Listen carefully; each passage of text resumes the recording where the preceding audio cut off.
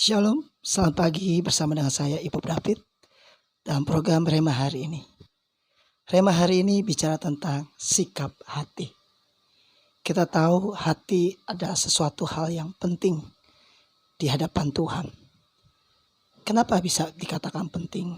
Mungkin teman-teman pernah baca kisah pemilihan Daud menjadi raja. Ada satu ayat berkata begini, manusia melihat paras, tapi Tuhan melihat hati. Yang Tuhan lihat bukan penampilan atau aksesoris di luar, tapi Tuhan lihat kedalaman hati.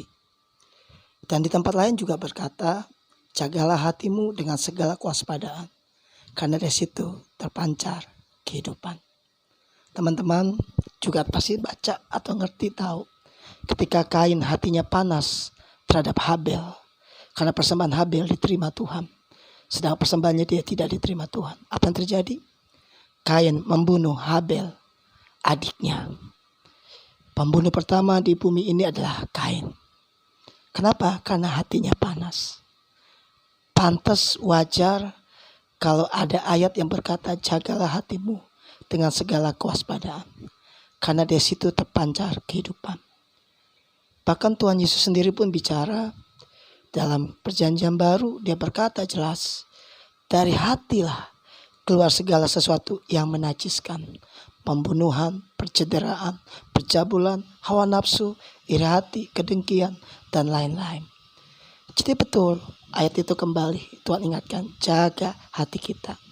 Tadi saya sharing dengan istri saya waktu habis doa pagi, mesbah pagi.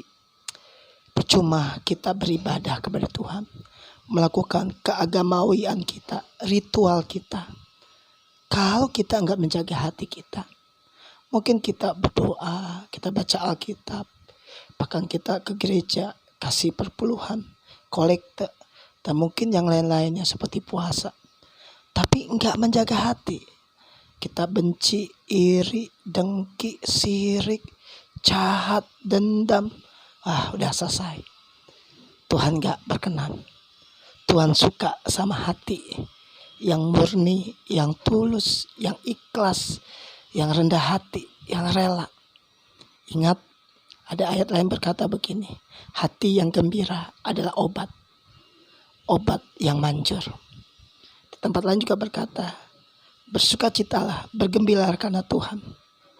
Maka Tuhan akan memberikan apa yang kau inginkan dalam hatimu. Hari ini, teman-teman semua yang dikasihi Tuhan, bila mulai hari ini kita belajar menjaga hati kita murni di hadapan Tuhan. Tuhan Yesus memberkati.